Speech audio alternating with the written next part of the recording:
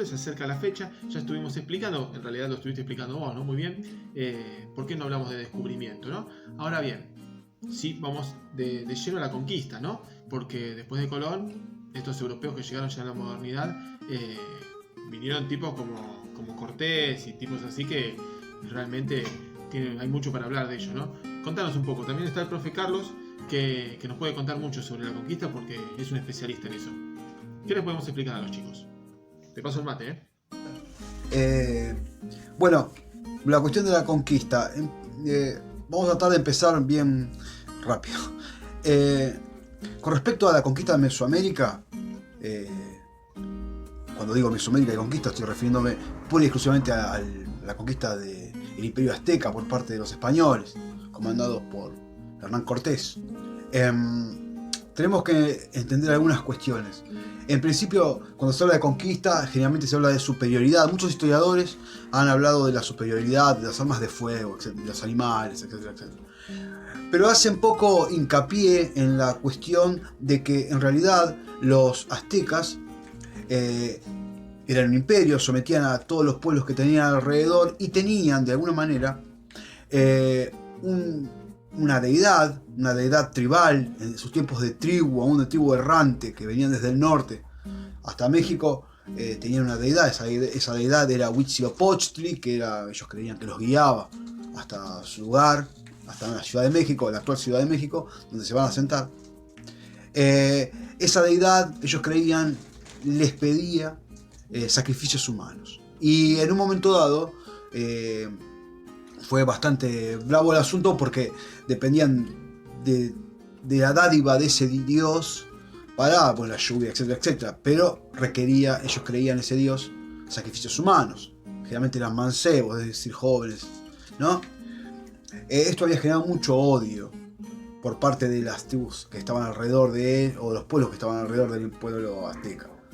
Esto lo va a leer Cortés. Cortés no hubiese podido solo con sus hombres conquistar el imperio azteca, le hubiese sido imposible. Es imposible.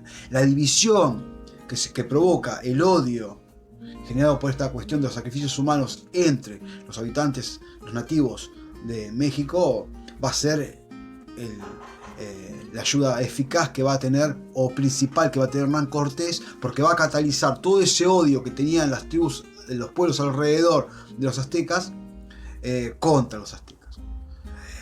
Esto es bastante importante tener en cuenta porque nosotros decimos, bueno, como mayor tecnología, sí, bueno, en armas de fuego, qué sé yo, pero en realidad es una mirada muy en lo que a mí particularmente me parece, es un poco miope, ¿no? Un poco ciega, no deja ver determinadas cuestiones. Con respecto al imperio incaico, tenemos que entender que el imperio incaico era extensísimo.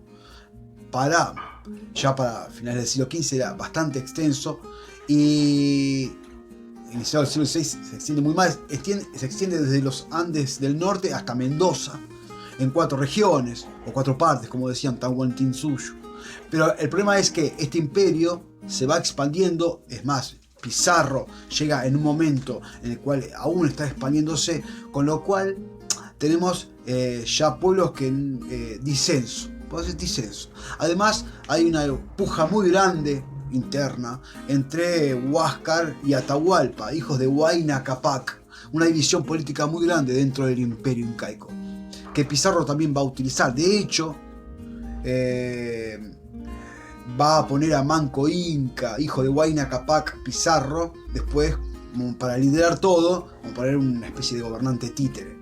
Pero en realidad no podemos pensar en que los españoles vinieron y conquistaron los dos imperios así porque sí, nada más, sino que había justamente cuestiones que a ellos los beneficiaron, como problemas internos, tanto sociales, políticos, religiosos, en ambos lados.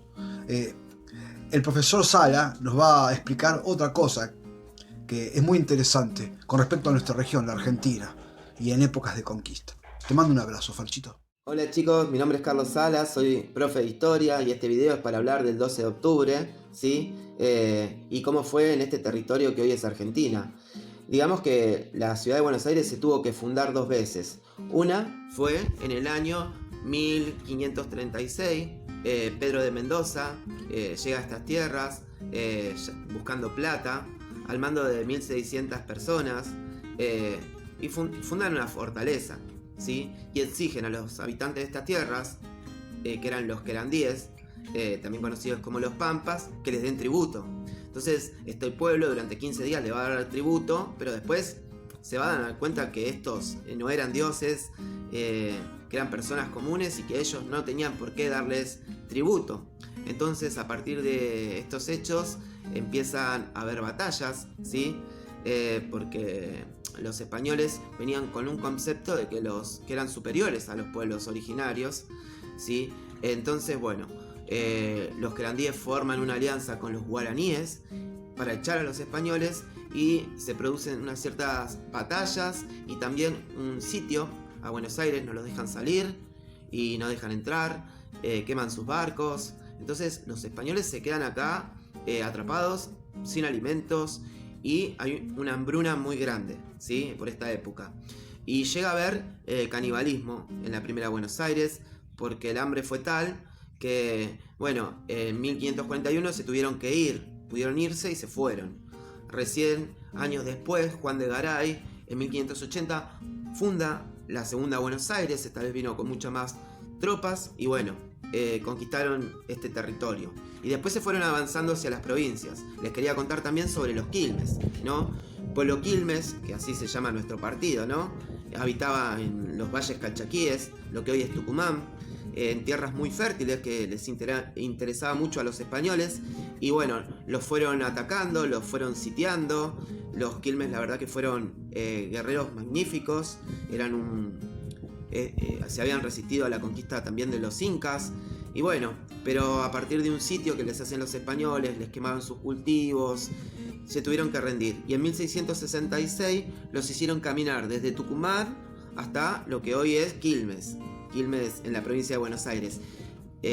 1200 kilómetros. Y acá estuvieron esclavos, ¿sí? Fundaron las principales edificios públicos, arroyos, calles, todo hecho por este pueblo. Y fueron liberados recién en el año 1810, ¿sí? Después de la Revolución de Mayo. Pero bueno, dejaron en lo que hoy es la Catedral de Quilmes, frente a la Plaza San Martín, un cementerio en donde todos sus ancestros eran enterrados. Y bueno, ahí se levantó esta iglesia, esta catedral. Y bueno, y abajo de esa catedral están enterrados los huesos de este pueblo, de muchos de estos prisioneros. Así que bueno, tenemos una historia que lamentablemente es muy fuerte, ¿sí? En este territorio, pero tenemos que aprender a verla, entenderla, analizarla, pensarla, ¿sí? Sacar nuestras propias conclusiones. Así que bueno, en este día, 12 de octubre, invito a reflexionar, a ver lo que fue la conquista, a estudiar a los pueblos originarios de estas regiones, que son los verdaderos dueños de estas tierras. Hace milenios que están acá, y bueno, honrarnos a ellos nos va a dar a nosotros herramientas para entender hoy la realidad en la que vivimos. Así que bueno, les mando un abrazo, espero que les haya gustado este video y mis palabras. Cariños y espero verlos pronto.